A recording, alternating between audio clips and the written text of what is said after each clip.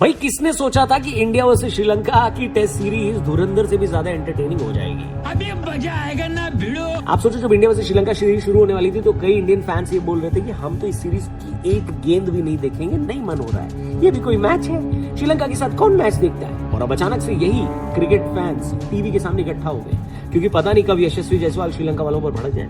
यशस्वी ने अकेले दम पर इस सीरीज में जान फूंक दी है। पहले टेस्ट मैच में उन्होंने डिकवेला को बातों में उलझाया जिसकी वजह से डिकवेला अपना विकेट देकर चले गए। लोगों को बहुत मजा आया, लेकिन असल बवाल दूसरे टेस्ट में शुरू हुआ जब यशस्वी ने आशिता फर्नांडो के एक ओवर में 3 चौके मारे और फिर उसी ओवर में फर्नांडो ने उनको बोल्ड कर दिया। जाहिर सी बात है 3 बाउंड्री खाने के बाद अगर एक बॉलर बल्लेबाज को आउट कर देगा तो जोश तो आएगा। इसी गर्मा गर्मी में उन्होंने पवेलियन वापस लौटते हुए यशस्वी को कुछ बोला। क्या बोला गया ये क्लियर नहीं है, लेकिन अगर यशस्वी पलट कर वापस आए और उसके बाद फिजिकल हो गए तो इसका मतलब है बहुत गलत या डिमीनिंग बात बोली गई होगी। हालांकि कई लोगों को यशस्वी जायसवाल का ये बिहेवियर अच्छा नहीं लगा। सबसे पहले तो इस पर ऑफिशियल प्रतिक्रिया टीम मैनेजमेंट से ही ले ली गई। इंडिया के बैटिंग कोच सुधांशु कोटक ने प्रेस कॉन्फ्रेंस में उनसे जब इस बारे में पूछा गया तो इस पूरे मुद्दे को हीट ऑफ द मोमेंट कहकर उन्होंने टालने की कोशिश करी, लेकिन उन्होंने भी ये माना कि यशस्वी को इतने करीब नहीं जाना चाहिए था, यानी वो फिजिकल इंटरेक्शन नहीं करनी चाहिए थी, यानी टीम मैनेजमेंट ने ही यशस्वी जायसवाल में गलती निकाल दी। फिर ये बात श्रीलंका की टीम मैनेजमेंट से भी पूछी गई और उनकी तरफ से प्रेस कॉन्फ्रेंस करने आए थे उनके बॉलिंग कोच, और जब उनसे पूछा गया कि श्रीलंका की टीम ने ये क्या बोल दिया तो उन्होंने कहा कि देखो जब इंडिया जैसी टीम आपके सामने खेलती है तो फिर इमोशंस तो निकलेंगे। आप इंडिया के खिलाफ बैकफुट पर होकर तो नहीं खेलना चाहते। तो श्रीलंका के प्लेयर्स ने जो किया वो बेसिकली इस नजरिए से किया था कि इंडिया को हावी न होने दिया जाए।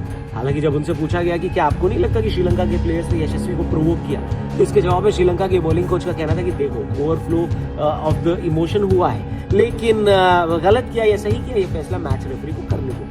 हालांकि अगर आप इस पूरे मसले को देखोगे तो आप यशस्वी जायसवाल को अकेला ही खड़ा पाओगे, क्योंकि कई सारे भारतीय क्रिकेटर्स ने भी जो इस मैच को लोग कवर कर रहे थे उन्होंने भी यशस्वी का साथ देने से मना कर दिया। इसमें सबसे प्रोमिनेंट खिलाड़ी है पुजारा, जिन्होंने खुलकर यशस्वी को क्रिटिसाइज किया। उन्होंने कहा कि ये पूरा मामला तब हाथ से निकल गया जब यशस्वी फिजिकल कांटेक्ट कर दिए। उनको वो हेलमेट बट करने की, यानी कि हेलमेट सामने वाले प्लेयर से टकराने की कोई जरूरत नहीं थी।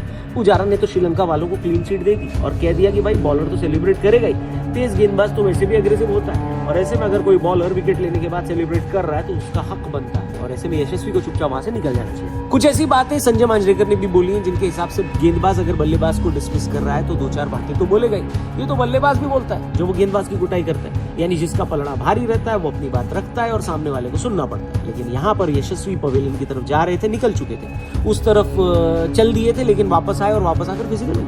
संजय मांजरेकर ने कहा कि अगर मैं मैच रेफरी होता तो मैं इस बात का खास नोटिस लेता, क्योंकि यहाँ पर गलती पूरी तरह से यशस्वी जायसवाल की। उन्होंने ये भी कहा कि जिस तरह का सोशल मीडिया का दौर है उसकी वजह से खिलाड़ी लाइमलाइट, स्टारडम और फेम में रहना चाहते हैं और इस तरह की हरकत करते हैं, लेकिन ये सब तो फिर भी एक्शन पर रिएक्शन वाली बात थी।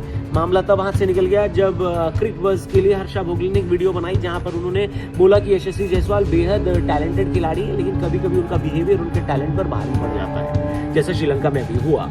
हर्षा भोगले ने भी यही बात बोली कि इस सिचुएशन में बेस्ट चीज यही थी कि यशस्वी चुपचाप पवेलियन की तरफ निकल लेते। अभी उनके सामने लंबा करियर है और उनको हर चीज पर रिएक्ट नहीं करना चाहिए, लेकिन यशस्वी शायद भरे बैठे थे और उन्होंने इस वीडियो पर भी रिएक्ट कर दिया। उन्होंने कहा कि अगर आपको नहीं पता कि वहां पर क्या बात बोली गई है तो फिर आप कृपया अपना जजमेंट पास ना करें। अगर कोई अपनी लाइन क्रॉस करेगा तो उसको जवाब दिया जाएगा। ये जो इंडिया है ये लड़ाई करना भी जानता है और जवाब देना भी जानता है। यानी जायसवाल भाई जो मैदान की लड़ाई थी वो सोशल मीडिया तक ले आए और अब ये मामला और ज्यादा बड़ा हो गया है।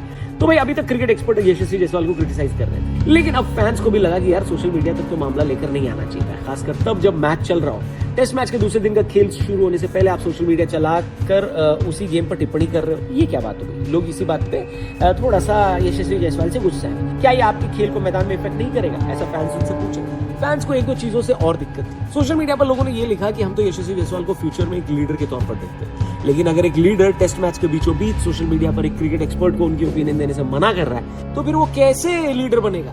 आप क्रिकेट में कौन सी जंग लड़ रहे हैं ये आपको चुनना पड़ेगा। को इन सब बातों पर ध्यान ही नहीं देना चाहिए था कि सोशल मीडिया पे कौन क्या बोल रहा है। हम आपसे धोनी जैसा एक्सपेक्टेशन नहीं रखते कि आप सोशल मीडिया छोड़ ही देंगे, लेकिन कुछ तो फिल्टर रखना पड़ेगा ना भाई। और इस बात पर भी कई सारे फैंस नाराज हुए कि भाई जो यशस्वी ने एंड में लिखा था उस स्टेटमेंट में, उस कमेंट में कि भाई this India will fight and reply.